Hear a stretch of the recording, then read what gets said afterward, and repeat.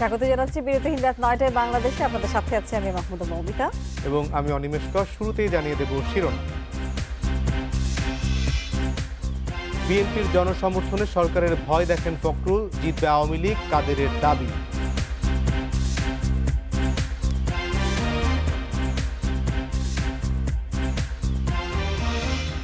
নতুন নির্বাচন কমিশন ঐকমত্যের আলোকে চান সিইসি, বর্তমান ইসির উপরও দেখেন আস্থা।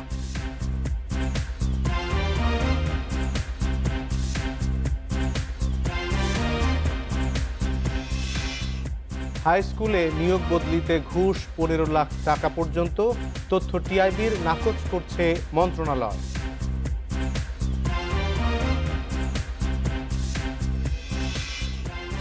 পরিমণির রিমান্ড প্রশ্নে ২ বিচারককে ব্যাখ্যা দিতে হবে আবারও, ২৪শে অক্টোবর পর্যন্ত সময়।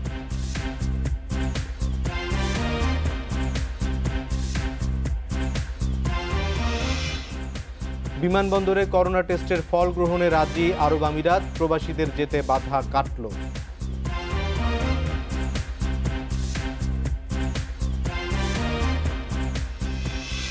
শুনছিলেন শিরোনামে, এবার বিস্তারিত। বিএনপির জনসমর্থনে সরকারের হৃদকম্পন শুরু হয়ে গেছে বলে মন্তব্য করেছেন বিএনপির মহাসচিব। অন্যদিকে বিএনপিকে জনবিচ্ছিন্ন দল উল্লেখ করে আওয়ামী লীগের সাধারণ সম্পাদক বলছেন, শেখ হাসিনা ও সরকারের প্রতি দেশবাসীর অগাধ আস্থার জোরেই আগামী নির্বাচনেও আওয়ামী লীগ জয়ী হবে। সকালে রাজধানীতে ২ অনুষ্ঠানে সব কথা বলেন তারা।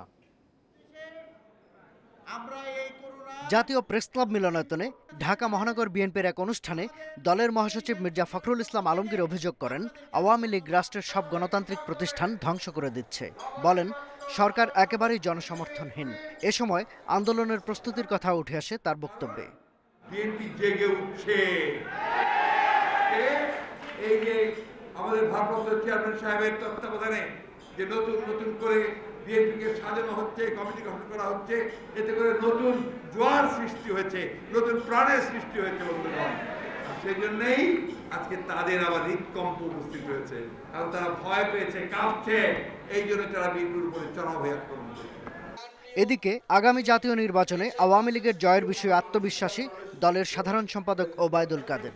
শেখ হাসিনার জন্মদিন উপলক্ষে জাতীয় জাদুঘর মিলনায়তনে শেখ রাসেল জাতীয় শিশু কিশোর পরিষদের এক অনুষ্ঠানে একথা বলেন তিনি। এ সময় বিএনপির আন্দোলনের ডাক নিয়েও সমালোচনা করেন এই নেতা। আন্দোলনের হুমকি দিয়ে লাভ নেই। আওয়ামী লীগ আন্দোলন কি এবং কত প্রকার সেটা আওয়ামী লীগের চেয়ে বেশি বিএনপি জানে। শেখ হাসিনার সততার জন্য, উন্নয়নের জন্য, অর্জনের জন্য, দেশের মানুষের অপরিসীম আস্থার কারণে ইনশাআল্লাহ আগামী নির্বাচনেও আমরা বিজয়ী হব। ওবায়দুল কাদের বলেন, দেশের চলমান উন্নয়নের ধারা শেখ হাসিনার নেতৃত্বে এগিয়ে নিয়ে যাবে আওয়ামী লীগ। শাহাদাত স্বপন, ইন্ডিপেন্ডেন্ট নিউজ, ঢাকা। রাজনৈতিক দলের ঐকমত্যের ভিত্তিতে নতুন নির্বাচন কমিশন গঠন হওয়া উচিত বলে মনে করেন প্রধান নির্বাচন commissioner K M Nurul Huda. বুধবার নির্বাচন কমিশন ভবনে বৈঠক শেষে তিনি আরও বলেছেন, বর্তমান কমিশনের উপর যদি আস্থা না থাকতো তাহলে ভোট কেন্দ্রে ভিড় হতো না। বৈঠকে সিদ্ধান্ত হয়েছে ২ নভেম্বর সিরাজগঞ্জ ৬ আসনের উপনির্বাচন এবং ১১ নভেম্বর হবে দ্বিতীয় ধাপের ইউপি নির্বাচন। ইউনিয়ন পরিষদ, পৌরসভা ও শূন্য আসনের ভোটের তফসিল ঠিক করতে বৈঠকে বসে নির্বাচন কমিশন। তবে বৈঠক শেষে পরবর্তী নির্বাচন কমিশন সম্পর্কে প্রশ্ন ছিল সিইসির কাছে। জবাবে তিনি বলেন, সব রাজনৈতিক দলের মতামতের ভিত্তিতে নতুন কমিশন গঠন হওয়া উচিত। রাজনৈতিক দলের ঐক্যমতের ভিত্তিতে হওয়া উচিত, অবশ্যই সেটা হওয়া উচিত। আমি সেটা সমর্থন করি যে তারা যেন সমর্থনযোগ্য একটা নির্বাচন কমিশন হয়, সেভাবে তাদের সেরকম একটা কমিশন হওয়া উচিত। আরেক প্রশ্নের জবাবে সিইসি বলেন, রাশিয়ার ভোট অনেক উঁচু মানের। জানান, তথ্য প্রযুক্তির ব্যবহার বাড়িয়ে উন্নত ভোট করা সম্ভব। এ সময় তিনি মন্তব্য করেন, বর্তমান ইসির ওপর আস্থা নেই, এটি একটি রাজনৈতিক বক্তব্য। রাজনৈতিক দলের লোকেরা এটা বলেন, নির্বাচনে তারা অনেক সময় তারা নির্বাচনে প্রতিদ্বন্দ্বিতা করেন না, অথচ বলেন যে নির্বাচনে জনগণের আস্থা নেই। জনগণের আস্থা যদি না থাকে তাহলে আমাদের দেশে নির্বাচনগুলো এখন যেগুলো হচ্ছে উপচে পড়া ভিড় থাকে, বড় লম্বা লাইন থাকে। এদিকে সপ্তম ধাপের 10 পৌরসভা ও সিরাজগঞ্জ 6 আসনে উপনির্বাচন হবে 2 নভেম্বর এবং দ্বিতীয় ধাপের 848টি ইউপির নির্বাচন হবে 11 নভেম্বর। প্রত্যেকটি পৌরসভা এবং যে সিরাজগঞ্জ 6 যে উপনির্বাচনটি অনুষ্ঠিত হবে জাতীয় সংসদের, এগুলো আমাদের ইভিএমের মাধ্যমে হবে এবং ইউনিয়ন পরিষদেরও 20টি ইউনিয়ন পরিষদে আমরা ইভিএমের মাধ্যমে ভোট গ্রহণ করব। এছাড়া জেলা পরিষদ নির্বাচন জানুয়ারিতে হতে পারে বলে জানিয়েছেন ইসি সচিব। Mahmudul Hasan, independent news, Dhaka. স্কুলে বদলি, শিক্ষক নিয়োগ, এমপিও ভুক্তি সহ বিভিন্ন কারণে ঘুষ দিতে হয় 15 লাখ টাকা পর্যন্ত। ট্রান্সপারেন্সি ইন্টারন্যাশনাল বাংলাদেশ টিআইবির প্রতিবেদনে সব অভিযোগ করা হয়েছে। তবে এমন ঢালাও অভিযোগ প্রত্যাখ্যান করেছে শিক্ষা মন্ত্রণালয়। প্রতিবেদনের গ্রহণযোগ্যতা নিয়েও প্রশ্ন তুলেছে। মাধ্যমিক শিক্ষা খাতের নানা অনিয়ম নিয়ে প্রতিবেদন প্রকাশ করেছে টিআইবি। সংস্থাটির দাবি, 18টি উপজেলার 54টি স্কুলের তথ্য এবং নিজস্ব অনুসন্ধানের মাধ্যমে প্রতিবেদনটি করা হয়েছে। প্রতিবেদনে অভিযোগ করা হয়েছে, মাধ্যমিক পর্যায়ে অধ্যক্ষ, প্রধান শিক্ষক, সহকারী প্রধান শিক্ষক নিয়োগে 3.5 লাখ থেকে 15 লাখ টাকা পর্যন্ত ঘুষ দিতে হয়। সহকারী শিক্ষক পদে নিয়োগে 50,000 থেকে 2 লাখ টাকা, সহকারী গ্রন্থাগারিক নিয়োগে 2 থেকে 3 লাখ টাকা, শিক্ষক এমপিও ভুক্তিতে 5,000 থেকে 1 লাখ, অনুমোদনে 1 লাখ থেকে 5 লাখ এবং শিক্ষক বদলিতে 1 লাখ থেকে 2 লাখ টাকা ঘুষ দিতে হয়। মাধ্যমিক ও উচ্চ শিক্ষা মাঠ পর্যায়ে যে প্রশাসনিক কার্যক্রম বাস্তবায়ন হয়, সেটা সমন্বিত জনবলের কাঠামোর অনুপস্থিতি রয়েছে আমরা দেখতে পেয়েছি। জনবল সক্ষমতার ঘাটতির ফলে সুষ্ঠু তত্ত্বাবধান ও পরিবীক্ষণ অনুষ্ঠিত হয় না। ঘুষের টাকা স্থানীয় রাজনৈতিক নেতা, পরিচালনা পর্ষদ, অধিদপ্তর, বোর্ড এবং মন্ত্রণালয়ের সংশ্লিষ্ট কর্মকর্তাদের নানা ধাপে দিতে হয় বলে অভিযোগ করা হয়েছে। পরিদর্শন হয় না, যে কারণে বিভিন্ন ধরনের অনিয়ম দুর্নীতির চিত্র আমরা দেখতে পেয়েছি। জবাবদিহিতা ও স্বচ্ছতা নিশ্চিতে আমরা পর্যাপ্ত উদ্যোগ দেখতে পাই না, যার ফলে অনিয়ম দুর্নীতির বিস্তার ঘটেছে। তবে শিক্ষা মন্ত্রণালয় বলছে, টিআইবির এই প্রতিবেদনে সুনির্দিষ্ট কোনো তথ্য দেয়া হয়নি, তাই এর কোনো গ্রহণযোগ্যতাও নেই। যে প্রতিবেদনটির কথা বললেন, সেই প্রতিবেদনটিতে আমি যতদূর পড়েছি ঢালাও মন্তব্য করা হয়েছে, মানে অর্থাৎ কোনো সুনির্দিষ্ট মন্তব্য সেখানে নেই বা সুনির্দিষ্ট তথ্য নেই। দুর্নীতির বিরুদ্ধে এখন কঠোর অবস্থান দাবি করে মন্ত্রণালয় বলছে, অভিযোগের প্রমাণ দিতে পারলে কঠোর ব্যবস্থা নেওয়া হবে। Nure Alam, independent news, Dhaka. Trade licence ছাড়াই অবৈধভাবে ব্যবসা করছিল ধামাকা শপিং.com। প্রায় 750 কোটি টাকার লেনদেন করলেও বর্তমানে তাদের ব্যাংক অ্যাকাউন্টে রয়েছে মাত্র 1 লাখ টাকা। প্রতারণা এবং অর্থ আত্মসাতের মামলায় ধামাকার প্রধান পরিচালন কর্মকর্তা মোহাম্মদ সিরাজুল ইসলাম সহ 3 জনকে গ্রেপ্তারের পর এসব তথ্য জানিয়েছে র্যাব। 23 সেপ্টেম্বর 11 লাখ টাকার প্রতারণার অভিযোগে ধামাকা শপিং.com এর চেয়ারম্যান ও পরিচালক সহ 11 জনের বিরুদ্ধে টঙ্গীতে মামলা করেন এক ভুক্তভোগী। তার অভিযোগ, 45 দিনের মধ্যে পণ্য সরবরাহের কথা থাকলেও তা না করে তাকে চেক দেয়া হয়, যদিও অ্যাকাউন্টে কোনো টাকা ছিল না। ওই মামলাতেই বুধবার তেজগাঁও থেকে ধামাকার প্রধান পরিচালন কর্মকর্তা সিরাজুল ইসলাম সহ 3 জনকে গ্রেপ্তার করে র্যাব। প্রতিষ্ঠানটি ট্রেড লাইসেন্স ছাড়াই অবৈধ ব্যবসা করছিল বলে জানান র্যাব কর্মকর্তারা। অর্থ সংকটের কারণে গত এপ্রিল থেকে মূলত কোনো ধরনের পণ্যই ডেলিভারি করা হয় নাই এবং গত জুন থেকে সকল কর্মচারী এবং এমপ্লয়ির বেতন বন্ধ রয়েছে। কোম্পানির যে হেড অফিস সব বিভিন্ন ওয়্যার হাউস সবগুলোই ভাড়া বকেয়া রয়েছে। গত জুলাই হতে বেসিক্যালি এই কোম্পানির সকল কার্যক্রম বন্ধ রয়েছে। এ পর্যন্ত 750 কোটি টাকার লেনদেন করেছে ধামাকা, তবে বর্তমানে তাদের অ্যাকাউন্টে রয়েছে মাত্র 1 লাখ টাকা। প্রতিষ্ঠানটির কাছে সাপ্লায়ারদের পাওনা 200 কোটি আর গ্রাহকরা পান অন্তত 150 কোটি টাকা। 50,000 গ্রাহক তাদের কাছে বিভিন্ন পণ্য পান। তো এই যে জনগণ টাকা দিয়েছে বা ইয়ে করেছে, ইনভেরিয়েন্ট যে টেলিকম যেটা আমরা বলছি, এইখানের যে অ্যাকাউন্ট, এই অ্যাকাউন্টে বিভিন্ন সময় টাকা এসেছে। এই টাকাগুলো ওনার যেহেতু আরও বিভিন্ন ব্যবসা রয়েছে, যারা আমরা গ্রেফতার করেছি তাদের তথ্য অনুযায়ী তার অন্যান্য যে বিজনেস, সেখানে টাকাগুলো উনি শিফট করেছে। ধামাকার মালিক জসিমউদ্দিন চিশতি বিদেশে পালিয়ে গেছে বলে প্রাথমিকভাবে ধারণা করছে র্যাব। ধামাকার অবৈধ লেনদেনের বিষয়ে এরই মধ্যে তদন্ত শুরু করেছে সিআইডিও। Khaled Raihan, independent news, Dhaka. চিত্রনায়িকা পরিমণিকে মাদক মামলায় দ্বিতীয় ও তৃতীয় দফার রিমান্ড প্রশ্নে দেয়া ব্যাখ্যা সন্তোষজনক না হওয়ায় ওই দুই বিচারক ও তদন্ত কর্মকর্তাকে আবারও ব্যাখ্যা দিতে বলেছে হাইকোর্ট, আর তা দিতে হবে 24শে অক্টোবরের মধ্যে। বিচারপতি মোস্তফা জামান ইসলাম ও বিচারপতি KM জাহিদ সারোয়ার বেঞ্চ এ আদেশ দেন। শুনানিতে অ্যাটর্নি জেনারেল বলেন, কর্মক্ষেত্রে নতুন বলে তারা প্রশিক্ষণের অভাবে প্রথমবার যথাযথ ব্যাখ্যা দিতে পারেননি। পরে হাইকোর্ট তাদের আবারও ব্যাখ্যার সুযোগ দিয়েছে। চিত্রনায়িকা পরিমণিকে 3 দফায় 7 দিনের রিমান্ড দেয়া হয়। পরে এতবার রিমান্ড দেওয়ার যৌক্তিকতা নিয়ে প্রশ্ন তোলে হাইকোর্ট।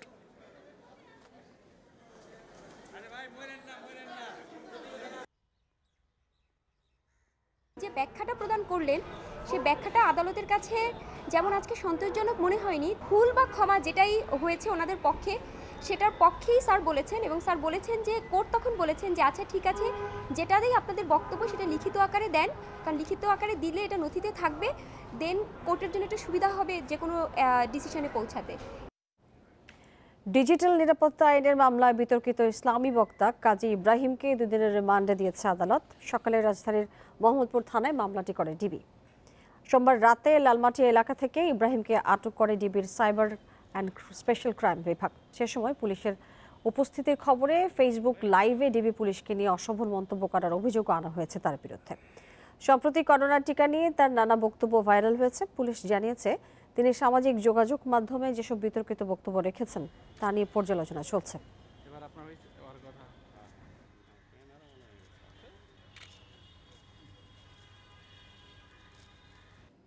কলেজ ছাত্রী মোশাররত জাহান মুনিয়া ধর্ষণ হত্যা মামলার আসামি বসুন্ধরার ব্যবস্থাপনা পরিচালক সায়েম সোবান আনবিরকে আগাম জামিন দেয়নি হাইকোর্ট। বিচারপতি মোস্তফা জামান ইসলাম ও বিচারপতি KM জাহিদ সারোয়ারের বেঞ্চ এ আদেশ দেন। ময়নাতদন্ত প্রতিবেদনে আঘাতের চিহ্ন থাকায় এখন আনবিরের আবেদন বিবেচনায় নেওয়া হবে না বলে জানিয়েছে হাইকোর্ট।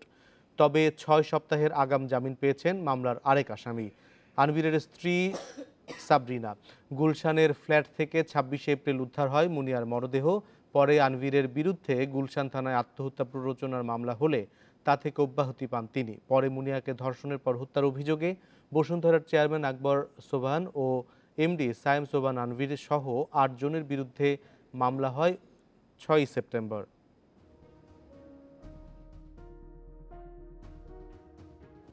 সিরাজগঞ্জের রবীন্দ্র বিশ্ববিদ্যালয়ের শিক্ষক দ্বারা 14 শিক্ষার্থীর চুল কেটে দেওয়ার ঘটনায় হাইকোর্টে রিট করা হয়েছে। বুধবার আইনজীবী মোহাম্মদ হুমায়ুন কবির পল্লব এবং মোহাম্মদ কাউসার এই রিটটি দায়ের করেন। বৃহস্পতিবার এই রিটের শুনানি হতে পারে। আইনজীবী জানিয়েছেন, এসব শিক্ষার্থীকে চুল কেটে তাদেরকে পানিশমেন্ট দেওয়া শুধু বেআইনি নয়, শিক্ষার্থীদের প্রতি চরম অবমাননাকর। তিনি জানান, অভিযুক্ত 3 শিক্ষকের বিরুদ্ধে কেন বিভাগীয় ব্যবস্থা গ্রহণ, তদন্তপূর্বক কেন আইনি ব্যবস্থা নেওয়া এবং শিক্ষার্থীদের প্রত্যেককে 20 লক্ষ টাকা করে কেন ক্ষতিপূরণ দেওয়া হবে না, এমন নির্দেশনা চেয়ে রিট দায়ের করেন। একই সাথে এই ধরনের নিপীড়নমূলক ঘটনা প্রতিরোধে গ্রহণের নির্দেশনা চাওয়া হয়েছে।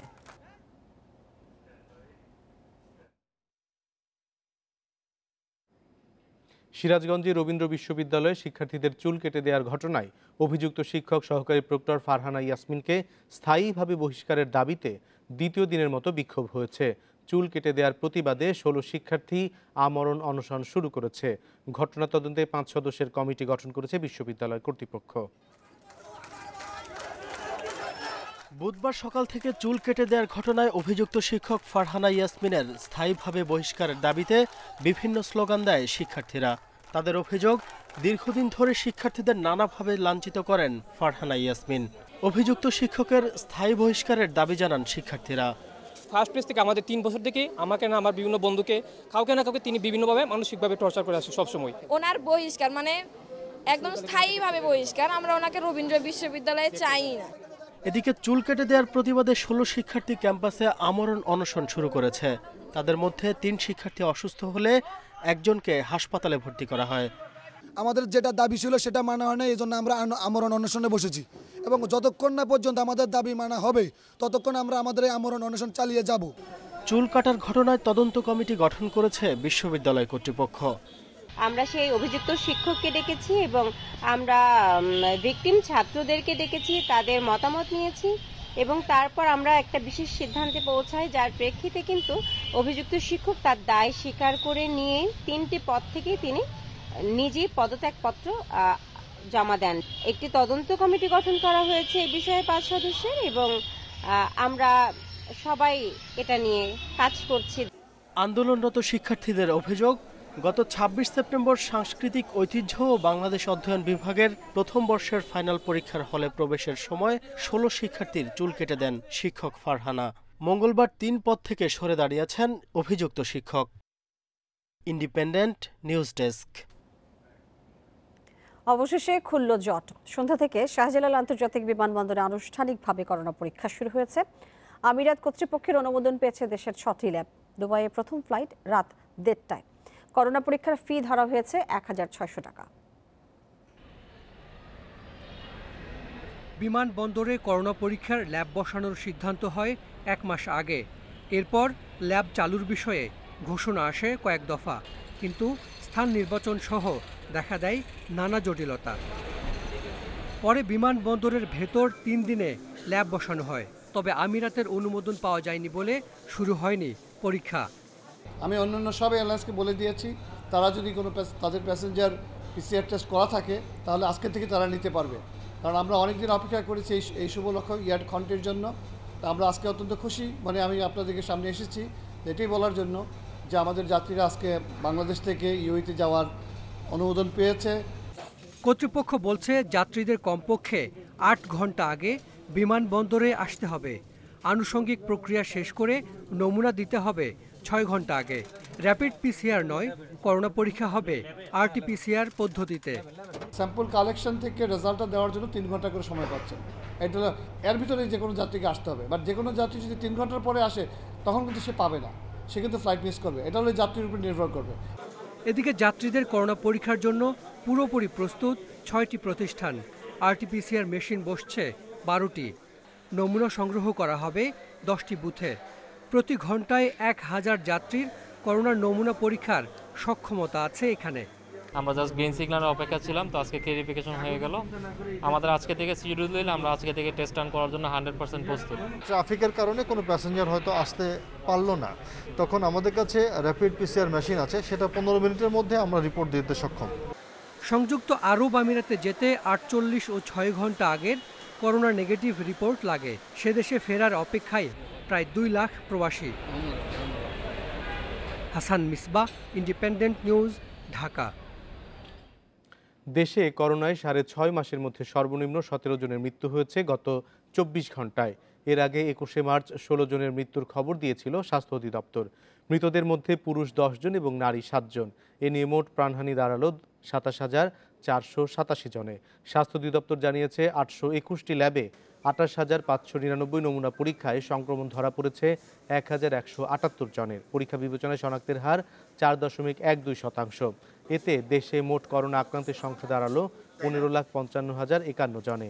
নতুন করে 1,086 জন সেরে ওঠায় মোট সুস্থ হয়েছেন 15,14,962 জন।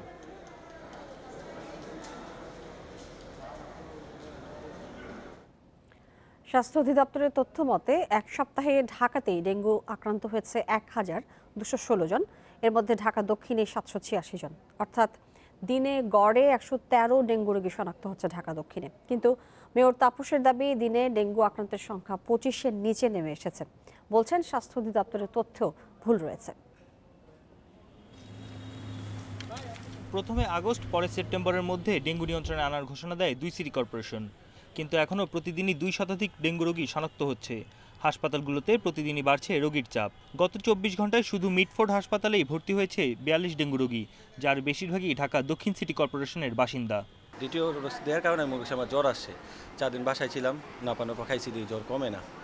4 দিন পরে হসপিটাল আসছি, সিবিসি করেছি, প্লাটিনামা কমে গেছে। সিটি কর্পোরেশনের কার্যক্রম তো একদমই নেই, কোনো ধোয়া ঠোয়া বা কোনো সিটি কর্পোরেশন থেকে এর আগে শুনছিলাম যে ওনারা বাসায় বাসায় অভিযান চালাবে, ওটারও কোনো কার্যক্রম দেখি না। তবে দক্ষিণের মেয়রের দাবি, তার সিটিতে ডেঙ্গু পরিস্থিতি নিয়ন্ত্রণে এসেছে। গেল 5 দিন ধরে ঢাকা দক্ষিণে ডেঙ্গু আক্রান্তের সংখ্যা পাওয়া যাচ্ছে 25 জনের কম।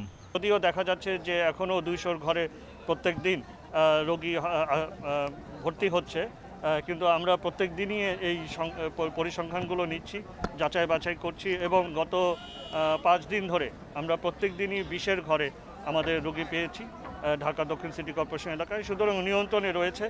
এদিকে গত 24 ঘন্টায় ডেঙ্গু শনাক্ত হয়েছে 217 জনের, এর মধ্যে ঢাকাতে আক্রান্ত 178, আর এবছর এখন পর্যন্ত ডেঙ্গুতে মারা গেছে 67 জন।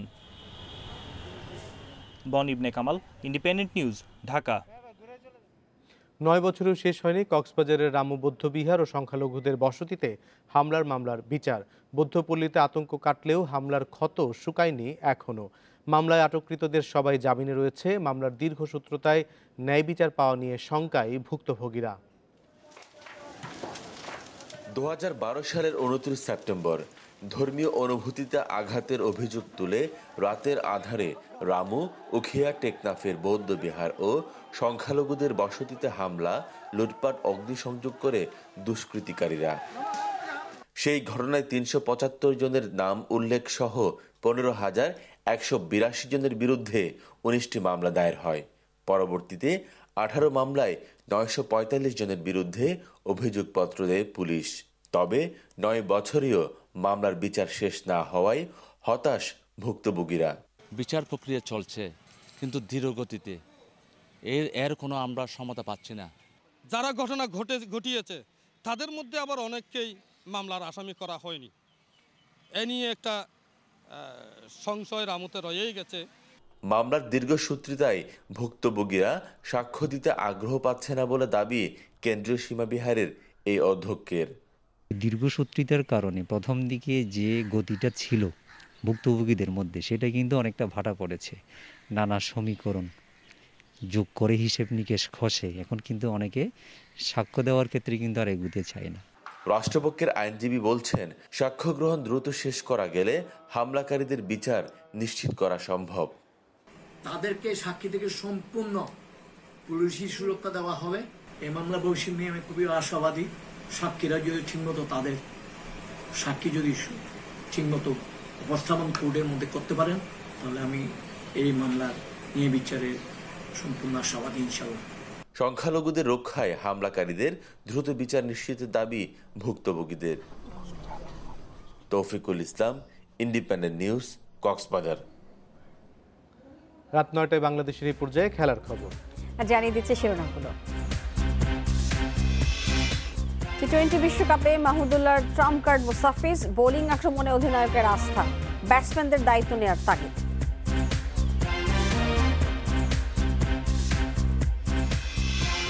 চ্যাম্পিয়ন্স লিগে জয়ের খোঁজে বার্সার সামনে বেনফিকা, ভিয়ারিয়ালের মুখোমুখি ম্যানিউ, জমবে ইউভেন্টাস চেলসির লড়াই।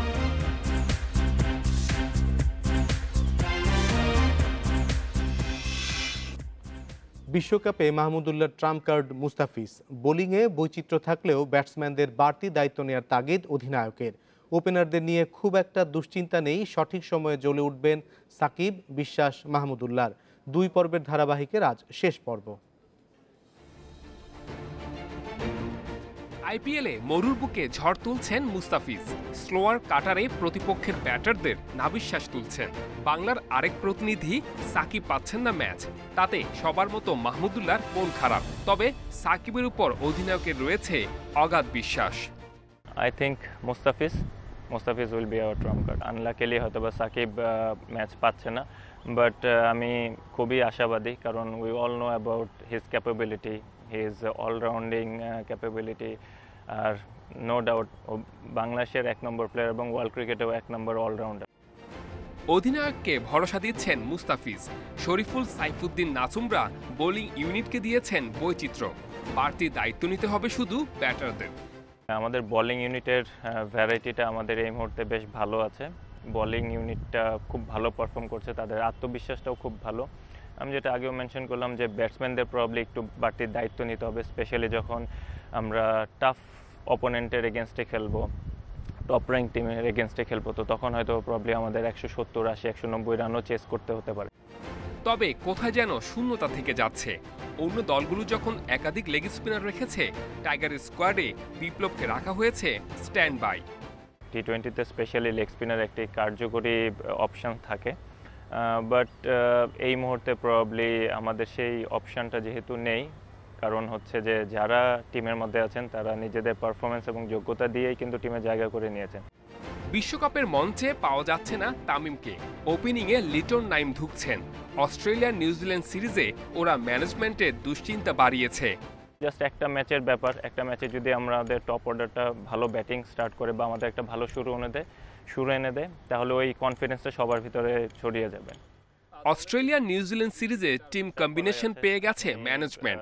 বিশ্বকাপে তারই ধারাবাহিকতা থাকবে। পরিকল্পনা বাস্তবায়ন হলে সুফল পাবে টিম টাইগার্স। কম্বিনেশনটাই আমরা খেলছি প্রবাবলি ওই রকম combination. Saiful Majumdar, independent news. ভয় ডরহীন ক্রিকেট আফিফ হোসেনের মূল মন্ত্র। এবছর টি20তে বাংলাদেশ দলের অন্যতম সেরা ব্যাটসম্যান, বিশ্বকাপে থাকবেন ফিনিশারের ভূমিকায়। 6 নম্বর পজিশনে প্রত্যাশার চাপ মেটাতে পারবেন এই তরুণ তুর্কি, বলেছেন ক্রিকেট কোচ এবং বিশ্লেষক নাজমুল আবেদিন ফাহিম। তার বিশ্বাস, বল হাতেও প্রয়োজনে কার্যকরী হবেন আফিফ।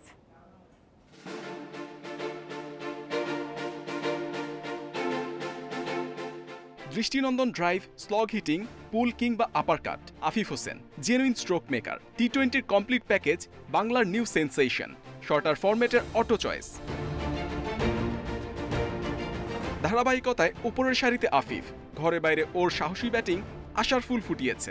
বাংলাদেশ পেয়েছে দারুণ এক ফিনিশার।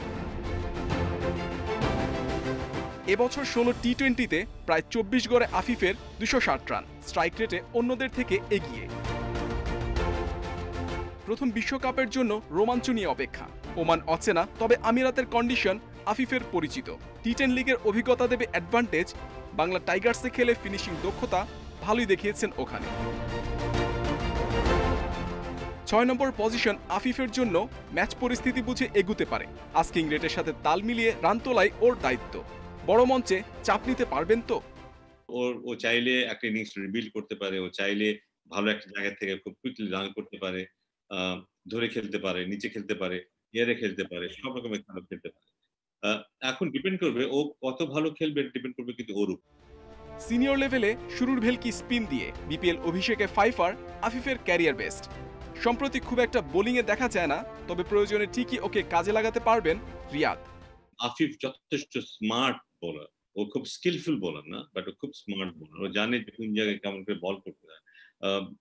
ব্যাটসম্যান যদি ডিফেন্সিভ ক্রিকেট খেলতে চায় ও খুব বেশি এফেক্টিভ হবে না, কিন্তু ব্যাটসম্যান যদি ওকে অ্যাটাক করতে চায় ওর এফেক্টিভ হওয়ার সম্ভাবনা আছে। ও জানে যে কোন অ্যাঙ্গেলে বল করতে হবে। বিশ্বকাপ তরুণদের বড় তারকা হওয়ার প্ল্যাটফর্ম। আফিফ কি সেই চ্যালেঞ্জ জিততে পারবেন? Mohammad Nazim, independent news, Dhaka.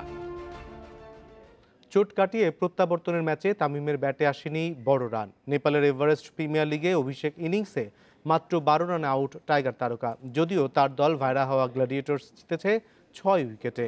আগের 2 ম্যাচ পণ্ড হয়েছিল বৃষ্টি বাগড়ায়। এদিন বিরাটনগর ওয়ারিয়র্সের বিপক্ষে 90 রানের টার্গেটে ব্যাটিংয়ে নামেন তামিম। দারুণ স্বাচ্ছন্দ্যে শুরু করেন ড্যাশিং ওপেনার। 1-4 ও ছক্কায় ভালো কিছুর আভাস দেন টাইগার ওয়ানডে ক্যাপ্টেন। তবে ইনিংস বেশি দূর টেনে নিতে পারেননি। চোট কাটিয়ে পুনর্বাসনের অংশ হিসেবে নেপালের লিগে খেলছেন তামিম। এই টুর্নামেন্টে হবে তার ফিটনেস পরীক্ষা। বিশ্বকাপ থেকে সরে দাঁড়িয়ে এখন নভেম্বরের পাকিস্তান সিরিজ দিয়ে আন্তর্জাতিক ক্রিকেটে ফেরার লক্ষ্য তামিমের।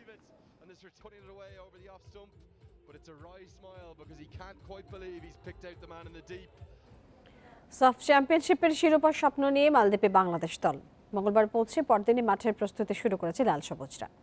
কোভিড টেস্টে সবার রিপোর্ট নেগেটিভ আসায় স্বস্তি ম্যানেজমেন্টের মধ্যে।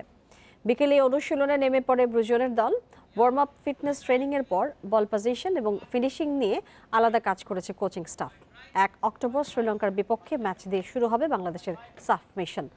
5 দলের রাউন্ড রবিন লিগে শীর্ষ 2 দল খেলবে ফাইনালে।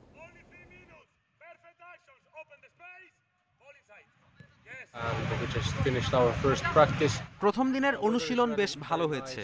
আমরা উজ্জীবিত, দলের পরিকল্পনার সঙ্গে মানিয়ে নিয়েছি। শ্রীলঙ্কার বিপক্ষে জয় দিয়ে আসর শুরু করতে চাই। মেন যেটার উপরে জোর দিচ্ছি যে নিজেদের মধ্যে সার্কুলেট এবং পাসিং, মোর পাসিং এবং কন্ট্রোল। পাসিং কন্ট্রোল করে টিমকে কখন বিল্ড আপ করতে হবে এবং ফিনিশিংয়ের উপরে কাজ জোর দিয়েছি। চ্যাম্পিয়ন্স লিগে রাতে বেনফিকার মুখোমুখি হবে বার্সেলোনা। তরুণ দল নিয়ে পূর্ণ পয়েন্টে চোখ রোনাল্ড কোম্যানের। ম্যাচ শুরু বাংলাদেশ সময় রাত 1টায়। একই সময়ে ম্যানচেস্টার ইউনাইটেডের প্রতিপক্ষ ভিয়ারিয়াল আর ইউভেন্টাসের অতিথি চেলসি। এছাড়াও বায়ার্ন মিউনিখ লড়বে ডায়নামো কিয়েভের বিপক্ষে। লা লিগায় লেভান্তের বিপক্ষে জয় কোমেনের উপর থেকে চাপের পাহাড় সরিয়েছে। চোট কাটিয়ে আনসু ফাতির বর্ণিল প্রত্যাবর্তন, সঙ্গে তরুণ তুর্কি পেদ্রি ফেরায় স্বস্তিতে বার্সা কোচ। এবার চ্যাম্পিয়ন্স লিগে বায়ার্ন ধাক্কা ভোলার মিশন। বেনফিকার চ্যালেঞ্জে তাই সতর্ক ব্লগ্রানা। বেনফিকা সেরা কিনা জানি না, তবে আমরা তাদের শক্ত প্রতিপক্ষ হিসেবেই নিচ্ছি। আমাদের দলে তরুণদের ছড়াছড়ি, তাদের সময় দিতে হবে। একই সাথে ম্যাচের 3 পয়েন্ট নিয়েও ভাবা জরুরি। এদিকে ইয়াং বয়জের কাছে পরাজয়ের রেশ না কাটতেই ক্যারাবাও কাপ থেকে বিদায়। সবশেষ লিগ ম্যাচেও অ্যাস্টন ভিলার কাছে হেরে এলোমেলো ম্যান ইউনাইটেড। ছন্নছাড়া চেহারা ঠিকঠাক করতে মরিয়া রেড ডেভিলস কোচ সোলশিয়ার। ভিয়ারিয়াল বাধা টপকাতে রোনালদো, পগবা, ফার্নান্দেজের বোঝাপড়া চাইবে দল। ভিয়ারিয়াল খুবই সাজানো গোছানো একটা দল। ট্যাকটিক্যালি ও টেকনিক্যালি ওরা কিন্তু দারুণ করছে। ওদের চাপে ফেলা খুব কঠিন। এটা বাঁচা মরার ম্যাচ না, তবে গুরুত্বপূর্ণ। ঘরের মাঠে শেষ ম্যাচের ব্যর্থতা আমরা কাটিয়ে উঠতে চাই। অ্যালিয়েন্স স্টেডিয়ামে ইউভেন্টাসের অতিথি চেলসি। রোনালদোকে ছাড়া মানিয়ে নেওয়ার চ্যালেঞ্জে অনেকটাই সফল তুরিনের ওল্ড লেডি। লিগে টানা 2 জয়ে হাসি ফিরেছে ইউভেডেরায়। তবে অ্যালেগ্রির কাজটা কঠিন হয়েছে দিবালা ও মোরাতার চোট সমস্যায়। অন্যদিকে ইতালি থেকে জয় নিয়ে ফিরতে মরিয়া চেলসি। টুখেলের দল সবশেষ ইপিএলে হেরেছে ম্যান সিটির কাছে, তাতে আত্মবিশ্বাসে ভাটা পড়েনি। শিরোপা ধরে রাখার মিশনে জয়ের বিকল্প ভাবছে না the blues. Roksana Afroz, independent news. 20,000 টাকা চেয়ে না পেয়ে নির্মাণাধীন ভবনের মালিককে হত্যা করেছেন কেয়ারটেকার। গেল রোববার চট্টগ্রামের খুলশীতে ঘটে এই হত্যাকাণ্ড। কেয়ারটেকার মোহাম্মদ হাসান প্রাথমিক জিজ্ঞাসাবাদে হত্যার কথা স্বীকার করেছেন বলে জানিয়েছে পুলিশ।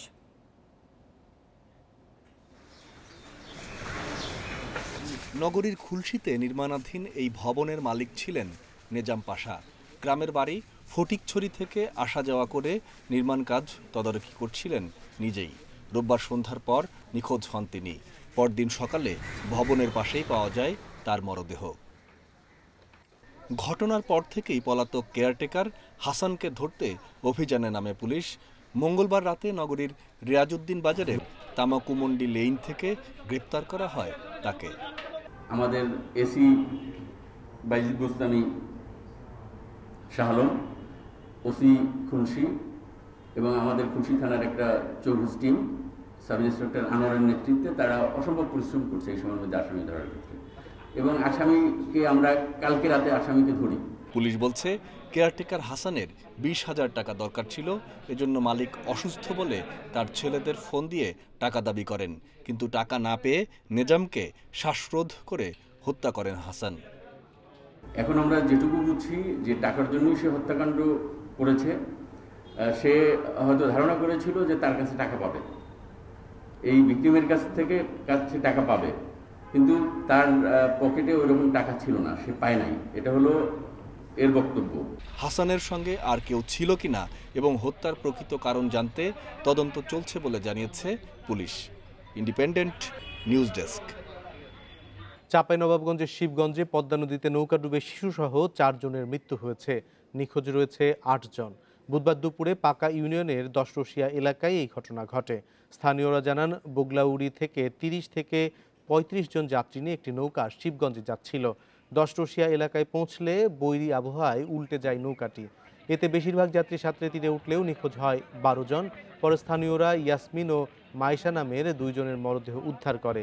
নারায়ণপুর থেকে আরও 2 শিশুর মরদেহ উদ্ধার করা হয়। নিখোঁজদের উদ্ধারে কাজ করছে ফায়ার সার্ভিস।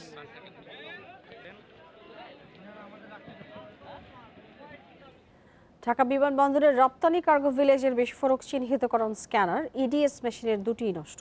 6 মাস আগে 2টি নতুন মেশিন আনা হলেও চালু হয়নি এখনও। এতে রপ্তানিতে প্রায় অচল অবস্থায় তৈরি হয়েছে। এমন অব্যবস্থাপনায় ক্ষোভ জানিয়েছেন প্রধানমন্ত্রীর উপদেষ্টা সালমান এফ রহমান, এবং তিনি বলেছেন এতে রপ্তানি ও দেশের ভাবমূর্তি দুটোই ক্ষতিগ্রস্ত হচ্ছে।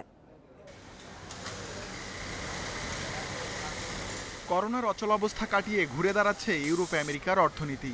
এতে বাংলাদেশের তৈরি পোশাকের ক্রয়াদেশ বাড়ছে। অন্যদিকে চীন, ভিয়েতনাম, মিয়ানমার সহ প্রতিযোগী অনেক দেশ নানা সমস্যায় জর্জরিত। ফলে ইতিহাসের সবচেয়ে ভালো সময়ে তৈরি পোশাক খাত, কিন্তু একের পর এক অভ্যন্তরীণ সংকটে স্বস্তিতে নেই উদ্যোক্তারা। ঢাকা বিমানবন্দরের রপ্তানি কার্গো ভিলেজের দৃশ্য এটি। স্তূপাকারে শেডে পড়ে আছে শত শত কেজি পণ্য। এগুলো যাওয়ার কথা ইউরোপ আমেরিকার বিভিন্ন দেশে। বিমানবন্দরে অব্যবস্থাপনার কারণে পড়ে আছে এভাবেই, কারণ পণ্য স্ক্যানের ইডিএস মেশিন অচল। ডগ স্কোয়াড দিয়ে স্ক্যান করে রপ্তানি করা হচ্ছে অল্প কিছু পণ্য, ফলে তৈরি হয়েছে বিশাল জট। দেশ ও বিদেশের ব্যবসায়ীদের থেকে এসব অভিযোগ পেয়ে পরিদর্শনে আসেন প্রধানমন্ত্রীর বেসরকারি শিল্প ও বিনিয়োগ উপদেষ্টা সালমান এফ রহমান। অভিযোগের সত্যতা পেয়ে ক্ষোভ প্রকাশ করেন তিনি। এরপর বৈঠক করেন সিভিল এভিয়েশন কর্মকর্তাদের সঙ্গে। তিনি জানান, এর আগে এক সপ্তাহের মধ্যে স্ক্যানার মেরামত করার প্রতিশ্রুতি দিলেও তা করেনি বিমানবন্দর কর্তৃপক্ষ। এটা নিয়ে আমি ডিসঅ্যাপয়েন্টেড। এটা আমাদের দুটো জিনিস আমাদের হচ্ছে, একটা আমাদের লস হচ্ছে, মানে এক্সপোর্ট আমাদের হ্যাম্পার হচ্ছে, কিন্তু তার সাথে সাথে আমাদের দেশের ইমেজটাও নষ্ট হচ্ছে। এটা কিন্তু বেসরকারি খাতের এখন সবথেকে বড় সমস্যা। সালমান এফ রহমান জানান, পুরনো স্ক্যানার মেরামতে আরও এক সপ্তাহ লাগবে, আর নতুন দুটি চালু হতে লাগবে 1 মাস। তখন পরিস্থিতি স্বাভাবিক হবে। মার্চ মাসে আনছেন, এখন অক্টোবর মাসের মধ্যে আপনি এটাকে এখনো অপারেশনাল করতে পারেন নাই, এটা কিন্তু আমার কাছে গ্রহণযোগ্য না। এটা হলো এক। আর দুই হলো, দুইটা মেশিন আপনার একসাথে নষ্ট হয়ে গেল। যে দুটো কাজ করতেছিল সেটা আপনি এখন বলছেন স্পেয়ার পার্ট নাই, তো আপনি আগে স্পেয়ার পার্টের ব্যবস্থা করেন নাই কেন?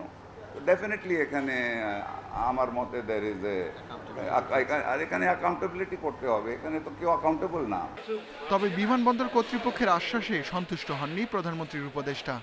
জানান, সমস্যার স্থায়ী সমাধানে শিগগিরই বৈঠক করবেন বিমান পরিবহন মন্ত্রণালয়ের সঙ্গেও। Ruhul Amin, independent news, Dhaka. সরকারি ব্যাংকের সঙ্গে একীভূত হতে পদ্মা ব্যাংকের আবেদন সরকার বিবেচনা করে দেখবে বলে জানিয়েছেন অর্থমন্ত্রী আ.হ.ম মুস্তফা কামাল। শেয়ার হোল্ডার ও গ্রাহকদের স্বার্থ মাথায় রেখে সরকার সিদ্ধান্ত নেবে বলেও জানান তিনি। দুপুরে ক্রয় সংক্রান্ত কমিটির বৈঠকের পর ভার্চুয়াল সংবাদ সম্মেলনে তিনি এসব কথা জানান। 2013 সালে যাত্রা শুরু করে তৃতীয় প্রজন্মের ফার্মার্স ব্যাংক। ঋণ কেলেঙ্কারি সহ নানা অনিয়মের কারণে ডুবতে থাকা ব্যাংকটিকে বাঁচাতে 2018 সালে বেশিরভাগ শেয়ার কিনে নেয় রাষ্ট্রায়ত্ত 4 ব্যাংক সোনালী, অগ্রণী, জনতা, রূপালী এবং আর্থিক প্রতিষ্ঠান আইসিবি। ভাবমূর্তি পুনরুদ্ধারের জন্য 2019 সালে নাম বদলে ফার্মার্স ব্যাংকের নতুন নাম হয় পদ্মা ব্যাংক। চলতি বছরে শুধু 6 মাসেই 120 কোটি টাকা লোকসান গুনছে ব্যাংকটি। জুন শেষে ব্যাংকটির মূলধন ঘাটতি দাঁড়িয়েছে 2100 কোটি টাকা। ভবিষ্যতে যে কোনো ধরনের বিপর্যয়ের হাত থেকে রক্ষা করতে গত জুলাই মাসে মূলধন দেয়া ব্যাংকগুলোর সাথে পদ্মা ব্যাংককে একীভূতকরণের আবেদন করেন ব্যাংকটির ব্যবস্থাপনা পরিচালক। সাংবাদিকদের প্রশ্নের জবাবে অর্থমন্ত্রী জানান, ব্যাংকটির একীভূতকরণের আবেদন বিবেচনা করা হবে। যে আইনটি আগে হতে হবে। এখানে ব্যাংকটিতে যারা শেয়ারহোল্ডার যারা আছে, ব্যাংকটিতে যারা ঋণ গ্রহীতা বা ঋণ দিয়েছে বা ব্যাংকের সাথে ব্যাংকের ডিপোজিট রেখেছে, এখন তাদের ইন্টারেস্ট আমাদের দেখতে হবে। সম্প্রতি বড় অঙ্কের বিদেশি বিনিয়োগ আনতে যুক্তরাষ্ট্র ভিত্তিক ডেল মর্গান অ্যান্ড কোম্পানির সাথে চুক্তি করে পদ্মা ব্যাংক। এ বিষয়ে মন্ত্রী বলেন, নিয়মের মধ্যে থেকে ব্যবসা পরিচালনা করতে হবে ব্যাংকটিকে। যদি বিদেশিরা যদি কোনো পদ্মা ব্যাংকের স্ট্যান্ডিং দেখে, তাদের ব্যালেন্স শিট দেখে যদি মনে করে যে এটি উপযুক্ত বিনিয়োগের জন্য, তারা বিনিয়োগ করবে। এদিকে ক্রয় সংক্রান্ত মন্ত্রিসভা কমিটিতে 7টি প্রস্তাবের অনুমোদন দেওয়া হয়। এর মধ্যে শিল্প মন্ত্রণালয়ের 4টি, জ্বালানি ও খনিজ সম্পদ বিভাগ, নৌপরিবহন মন্ত্রণালয় এবং বেসামরিক বিমান পরিবহন ও পর্যটন মন্ত্রণালয়ের 1টি করে প্রস্তাব রয়েছে। এসব প্রস্তাবের ব্যয় ধরা হয় 750 কোটি টাকার বেশি। Irin Khatun, Independent news, Dhaka. কাল অনুষ্ঠিত হতে যাচ্ছে পশ্চিমবঙ্গের 3 বিধানসভা আসনের উপনির্বাচন। এর মধ্যে সবার মনোযোগের কেন্দ্রে কলকাতার ভবানীপুর আসন। এই আসনে লড়ছেন মুখ্যমন্ত্রী মমতা ব্যানার্জি। নন্দীগ্রামে পরাজয়ের পর ভবানীপুরে জিততে মরিয়া মমতা। মুখ্যমন্ত্রিত্ব ধরে রাখতে জয়ের কোনো বিকল্প নেই তার। উপনির্বাচনের ফল ঘোষণা 3 অক্টোবর।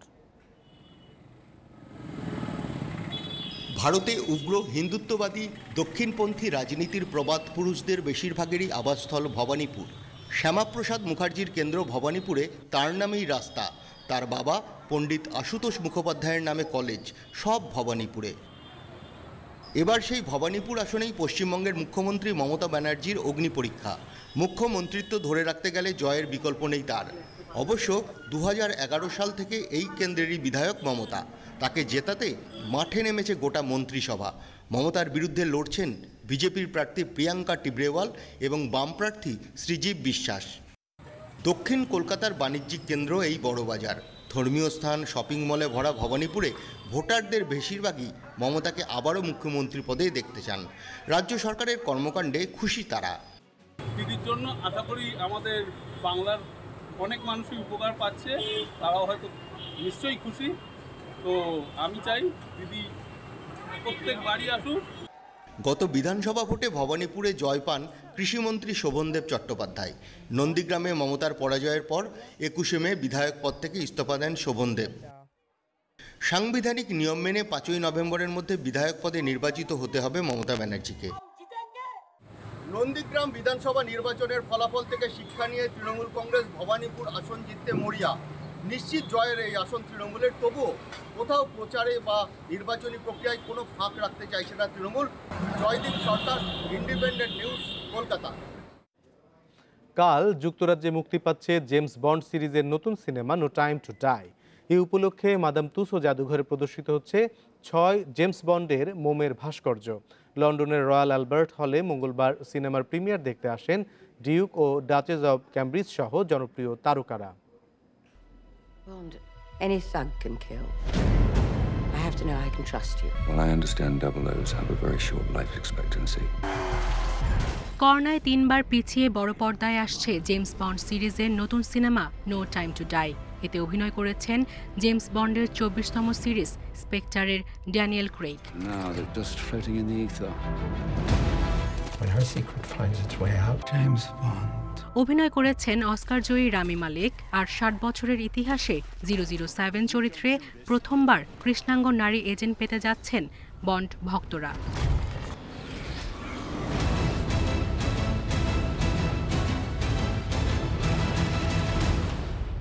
মুক্তির আগে 28 সেপ্টেম্বর সিনেমার প্রিমিয়ার হয় লন্ডনের রয়্যাল অ্যালবার্ট হলে। শো উপভোগ করেন ডিউক ও ডাচেস অফ ক্যামব্রিজ সহ রাজ পরিবারের সদস্যরা। ছিলেন সিনেমার কলাকুশলীরাও।